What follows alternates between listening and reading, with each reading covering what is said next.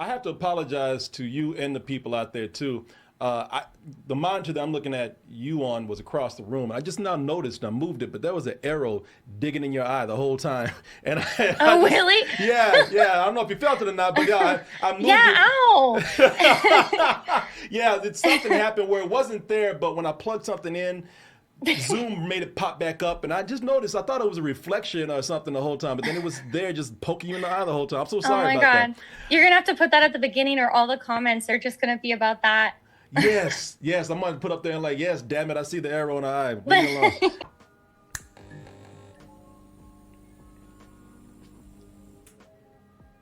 Hey everybody, Korey here. I might as well go ahead and let you know Pixie's here. She's always here, even though you don't see her all the time. And we are both here in the middle of the day. I usually like to do my stuff in the evening. I'm very nocturnal, so if I'm here during the middle of the day, that means that we are talking to somebody very special, and that is certainly the case today. We're doing another interview, and today our guest is going to be Jenny Nicholson. Jenny, how you doing? Yay, I'm good. Hello. Jenny is so sweet. We're going to talk about her more in a little bit, of course, but she is so sweet. She talked about how we met years ago, probably back in what? Did you say it was 2008 or something like that? Gosh. 2008? Oh, I don't know. Yeah, it was probably maybe like 2013 or so. I was way off. Um, yeah, no, I think you were doing the spill still. I don't know if you like to talk about that on your channel because Oh, it's no, like I an don't have old a problem thing. with that. Okay. I didn't know if it was fraught. But yeah, I've been listening to you for a long, long time. And at like one of my first Comic Cons, you had a booth there and I like went by and said hi and I was really shy. And you like stopped me and talked longer because you were being super friendly. And I always appreciated that. I thought it was really nice. Oh, well, you know what? That is. Sorry, I don't remember that at the time. It's been so many No, I years didn't ago. assume you would remember it. I figured that you wouldn't. But I feel so terrible about that. But it's good to, again, come in and see you once more. And I Yeah. appreciate you being here. And it's really exciting because a lot has happened since that time that you were at Comic Con. I mean, you are a very successful creator right now. I guess so, yeah. And Good. modest too. Yeah. Yeah. You're still the sweet girl that I met years ago. That's Okay, nice to good. Now see. you remember. Now it's Yes. all coming back to you. Yeah, you want to tell people about yourself briefly, about the content that you create and how long you've been doing it, and all the basic stuff. Yeah, I guess I started YouTubing in earnest in probably like 2014 or 2015. It kind of just happened accidentally. Like I was posting stuff to amuse myself and my friends. One of them got posted to Reddit and then got like a decent viewership from that. And it just kind of grew exponentially from there. And I decided I should kind of throw myself into doing only YouTube. But I started out talking about a lot of like Star Wars and Marvel and like popular movies and like movie reviews and stuff. And then over time, I started to work in weirder stuff that appealed to me specifically. And then over time, it's just gotten weirder and weirder. Although my most recent video was Star Wars again, so that was a nice return to form, I guess. But yeah, it's kind of a true mixed bag of just all the weird things that I enjoy. Yeah, sort of fandom in a way. The stuff that Yes, you enjoy. definitely. Yeah. That's great. And like, so it's so wonderful to hear that you've had this success. I mean, congratulations on everything. Thank you. And since we're talking about the stuff that you create and the fandom that you're into, you just said that you're into Star Wars very much. And one of the things Yeah. that really took off for you is a video about the Star Wars hotel that they had to shut down a while back. Yeah. Yeah, the Galactic Starcruiser.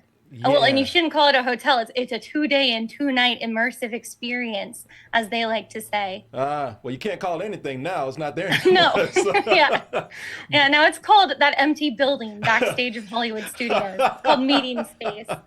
uh, is it okay if I show a clip? Now, I think that this is an excerpt from that video that you Yeah. did about the Galactic Starcruiser Hotel. And the video is very long, so people, if you hadn't seen it, we're going to talk about this in a little bit. It really says a lot about you and the videos that you create that people watch such long form videos. I think this is about 4 hours long. So this is just a tiny excerpt of that video right there that we're going to watch. And I'll play this for you right now. Around the time it opened, the number one question I saw everyone ask about the Galactic Starcruiser was, is it worth it? And after my own trip, I watched a lot of other people's reviews, and I saw that most of them, especially the ones who went for free, seemed to just say, if you have the money, it's worth it. And that answer is so unhelpful and, in my opinion, willfully obtuse. So anyway, I think it's really interesting that a lot of people magically lost their ability to conceptualize value as soon as they were gifted an expensive trip by a big company. Listen, I know you have to play nice if you want to stay on the PR list, but if you're not using that access to give an honest review, then what's the point of being there at all? What good are you to anybody? Have you no sense of integrity? No self-respect? Get him, Jenny. Get him. Damn. Man, where'd that sweet girl go that I was talking to right now?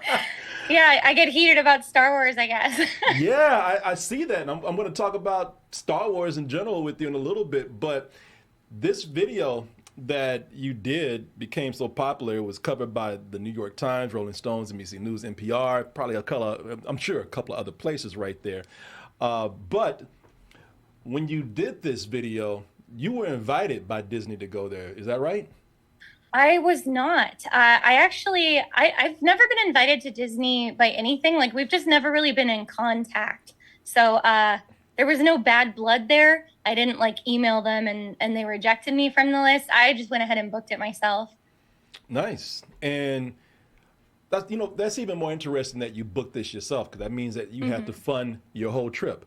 I did. Yeah, it was quite expensive. Which, hey, paid off. Yeah. So yeah, it all worked out. Yeah. No, it very much rewarded you in the end. So, with you having to spend your own money and going to this Galactic Starcruiser attraction, this hotel, were you critical going in, or were you excited? Did you have? Because a lot of people were looking at this and thinking that this is a cool idea, but it really doesn't make sense in execution. How did you feel about it going into it, especially spending your own money? Yeah, I was kind of skeptical. I mean, the amount of money, I was very skeptical that it could be worth it.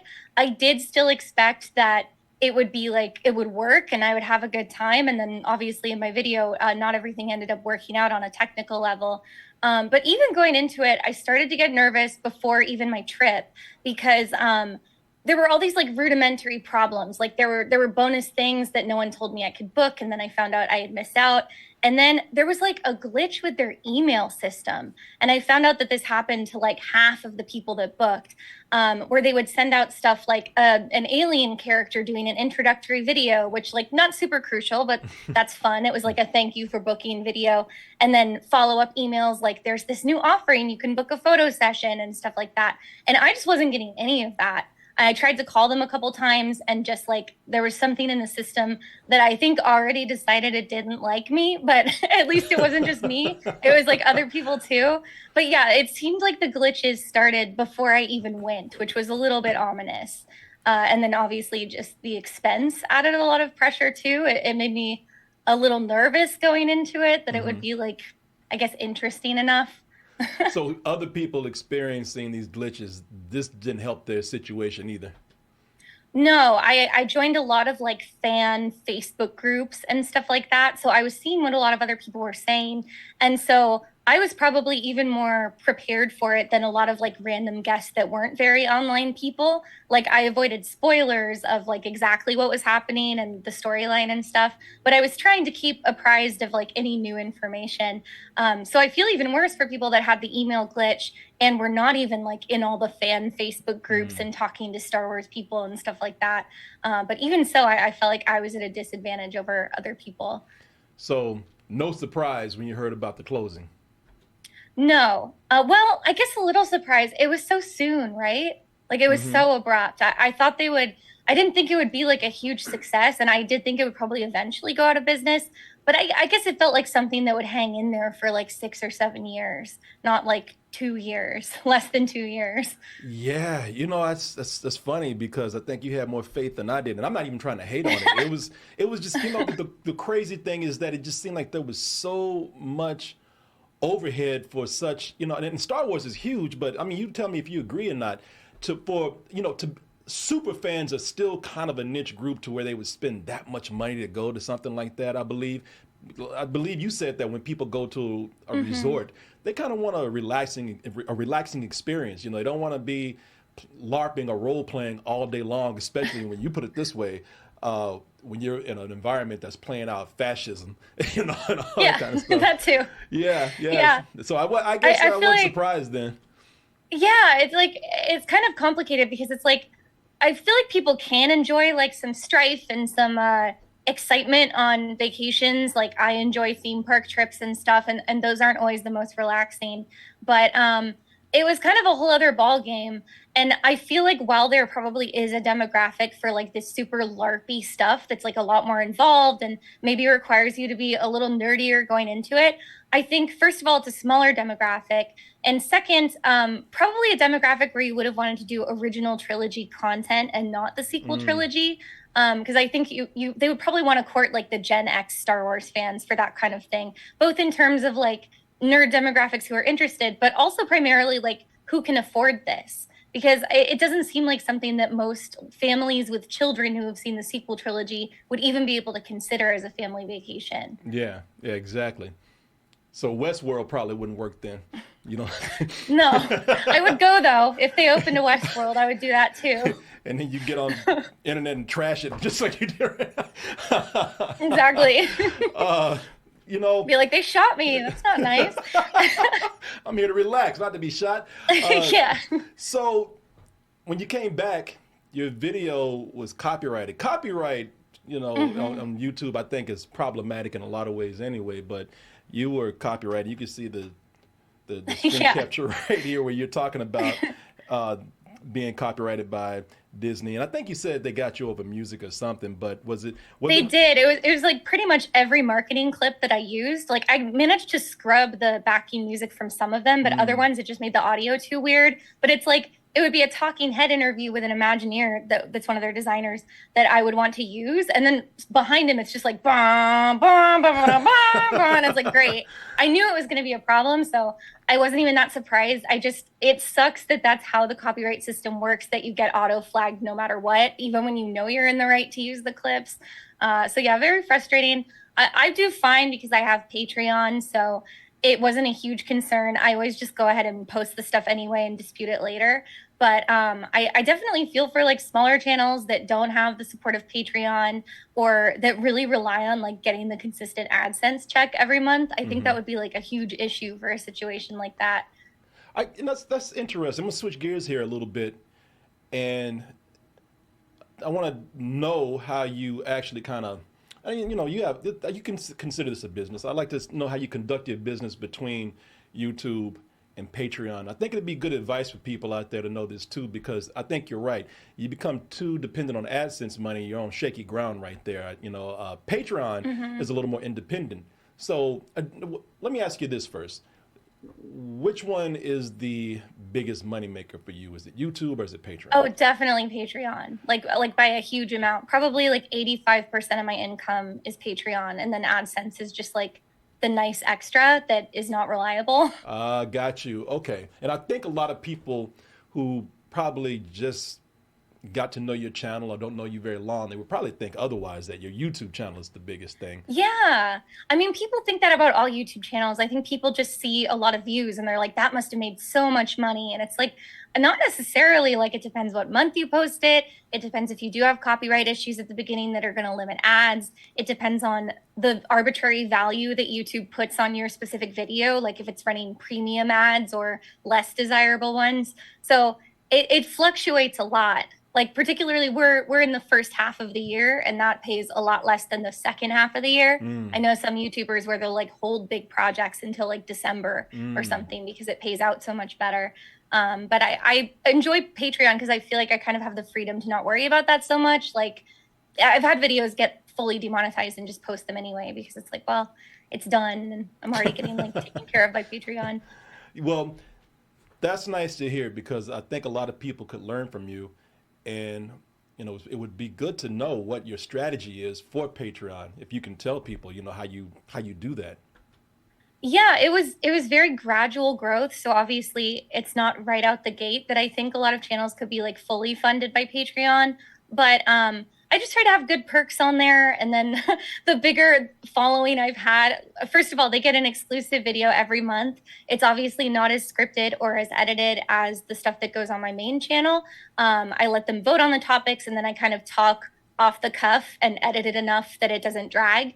But over time, it's like I've put more effort into like taking notes before those videos to prepare for them to make sure they're entertaining and editing them a little more, like if I'm talking about a movie, putting in clips and stuff like that. And then also they've just gotten longer and longer, kind of like my main channel content has, where it's like I guess I just feel so grateful for how many people are on there that every month I'm like, I want to make sure this is a good one in case it's like someone's only month or so they want to stay for next month. So I upload, at this point they're usually like at least an hour, and some of them have been like multi-hour Patreon videos, and they get that once a month. And I keep my lowest tier low. It's $2, and everyone at that tier gets the video. And then there are like higher optional tiers to be in the credits or to suggest the topics for the Patreon videos. But yeah, I think the main thing is like keeping a low initial tier so that people, they don't have to think too hard about like whether they can swing it or how long they want to do it. I like to leave the backlog open, so if people just want to pay for 1 month, they can grab all the content and not have to like keep paying just to get the one video every month. So I think that helps the value. So yeah, I guess it's just a combination of like sticking at it for a long time and also trying to make sure it's a good value and like a good product for the people that are on there, because they're definitely the ones that are like making it possible to do the kind of gigantic YouTube videos I like to do these days. Nice, very nice. I think again that's very helpful for people who are trying to get into Good. this.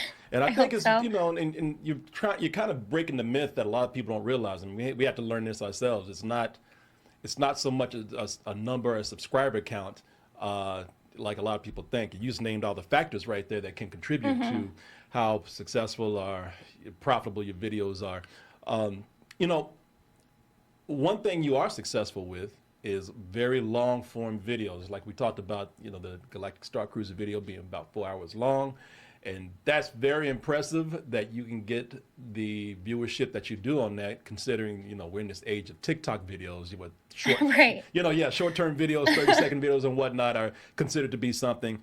You know, what do you think it is about your videos that keep people, you know, the engagement on it when it's so long? What do you think it is about that that's keeping viewership?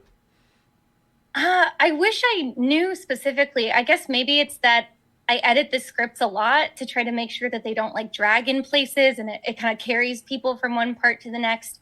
I guess it also probably helps that I have a lot of chapters so people can leave off whenever they want. And then I change outfits now throughout the chapters, so that can help people remember if they like fall asleep partway in. They can be like, I know she was wearing like the Twi'lek hat from Star Wars. So I think that sort of stuff helps. I think also I try to make my videos like friendly for background viewing and like second screen viewing. I feel like that's how I consume a lot of YouTube, is like I have to do busy work, like I'm looking for a clip or I'm researching something, and then I want something on my second monitor that I'm like kind of looking at, but mostly just listening to, almost like a podcast. Or same with like a long drive, it's like you turn the screen off and just listen to content as you're like stuck in traffic. Some people say they sleep to my videos, so I feel like that's a good thing too, is like striking the balance of like stuff that's pleasant just from a listening level and having like consistent volume throughout, and not stuff that like requires people to be staring at the screen at all times, and stuff that's more like audio focused.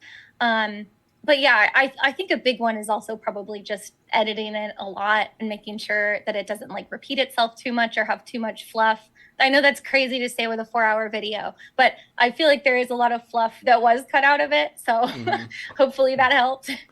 Man, you are look how savvy you are. You know, and no wonder you are so successful at this. You know, now you talk about editing a lot, and you talk about, you know, how you go in and you just try to make your videos as professional looking as possible, and then you split up in chapters. And I'm actually learning a lot from you right now. I'm glad I'm doing this. Really? But yeah, no, seriously. But it sounds like it's a lot of work. So do you Yeah. have an editor or a team of editors that help you out? I don't. I've always like contemplated getting an editor because it feels like it would make it so much faster. But then every time I think about it, I think that like I feel like so many of my jokes like come out in the editing. Like I'll be looking for like a clip to illustrate something and be like, "Oh, that's really funny that that guy like said that." And then it kind of becomes a running joke.